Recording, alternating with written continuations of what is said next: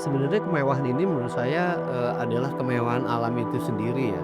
Jadi kalau bisa arsitektur menjadi bingkai, tapi bagaimana kita bisa menikmati alam yang seindah ini dengan meminimalkan arsitektur. Itu menurut saya yang penting.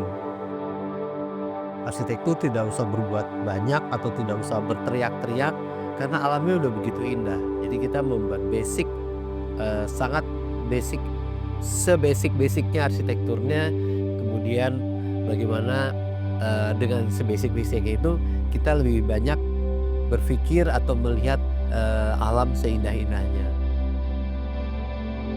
Kami berusaha menempatkan masa-masa yang ada tuh sesuai dengan situasi konteks, site-nya, lahannya, konturnya, bagaimana landscape-nya.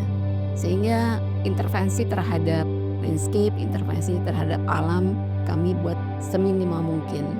Meskipun eksplorasi terhadap potensi alam yang ada kami buat seluas mungkin tanpa batas, tanpa border. Tapi ya arsitektur memang bereaksi terhadap.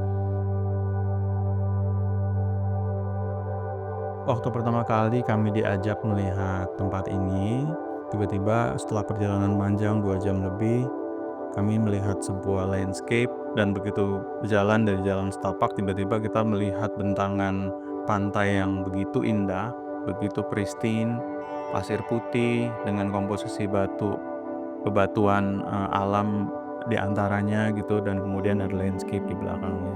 Jadi ini udah kayak seperti surga yang kemudian terbuka gitu, indah sekali, sepi dan masih sangat, nature gitu ya, sangat sangat asli. Ada di sini karena potensial site itu inspirasi yang terbesar. Saya rasa, salah satu potensinya adalah pasir ya.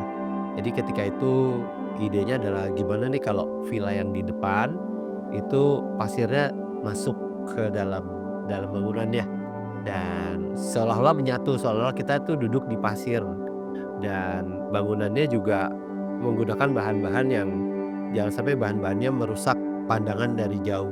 Jadi kalau bisa sangat sesimpel mungkin, seminimal mungkin supaya menjadi satu dengan lingkungannya, tidak merusak. Jadi ada satu pengalaman dulu, kemudian cuman kayak seakan-akan kan dihadapkan sebuah dinding gitu.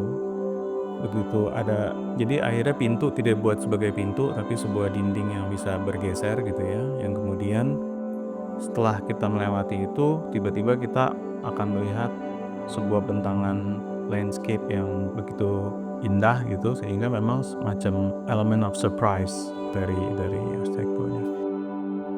Yang kita harapkan adalah bisa nggak kemudian tamu yang datang merasakan sebuah luxury karena connections dengan nature.